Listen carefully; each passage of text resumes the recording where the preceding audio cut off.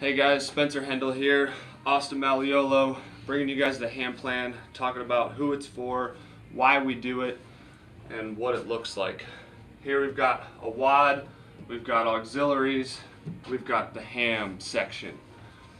WOD number 1, 4-time, 1200 meter run, 75 GHD sit-ups, 800 meter run, 50 strict ring dips, 400 meter run, and 25 deadlifts.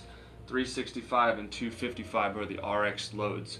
Then we move over here to auxiliaries, bench press 5x10 and bent over rows 5x10. Those are to be supersetted. And then the HAM section 4-time, 10, 8, 6, 4, 2, squat cleans, and then ascending loads. First load is 225, then 245, 265, 285, and 305. Your workouts, guys, these are just the workouts of the day. The auxiliary section, this section is to simply complement your work that's being done here in the workout and the HAM section.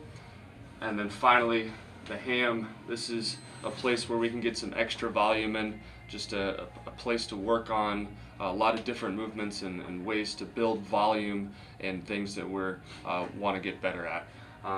Austin, talk to us about the targets and Yeah, absolutely. So rock and roll, guys. So really, when it comes down to the benefits of the HAMplan, a lot of people ask us what separates the HAMplan, and for us, the big thing we take pride in, we have a level system, and we also have targeting. So every day we have the workout of the day, and this essentially is the RX workout. But then we scale it down to level 2.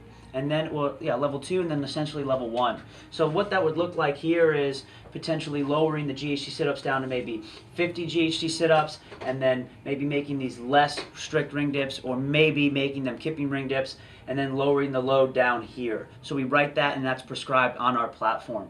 Level 1 is maybe we even lessen the distance of the run. We lower these down to even lower GHD sit-ups, potentially ab mat sit-ups. We make these lower, potentially kipping ring dips, and lower the deadlift weight even further. And now what dictates these levels are your tracking program, which we have in the back end on our platform called Tribe, that allows you to input your benchmark workouts, and then where your benchmarks are will dictate your level in respective categories. And our categories are weightlifting, metabolic conditioning, flexibility and gymnastics, and monostructural.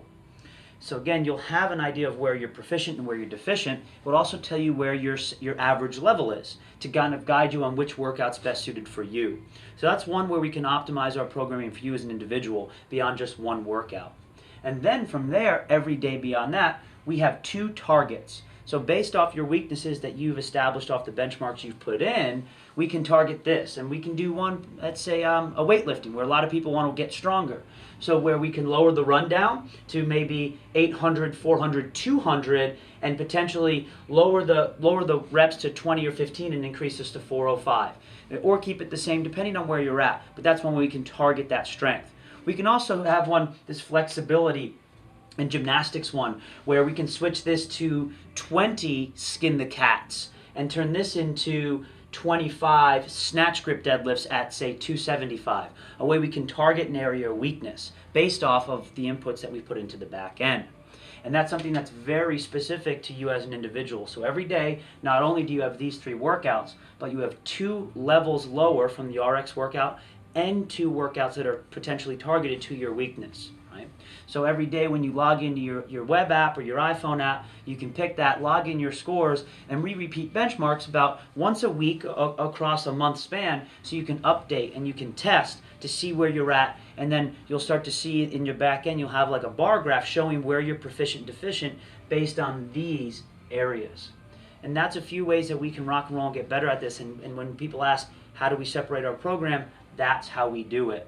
One last question we get is, well, what if I don't have a lot of time? Well, we have priorities in our workouts. So for the most part, the workout of the day is the priority. And then depending on what we program, we have auxiliary or HAM.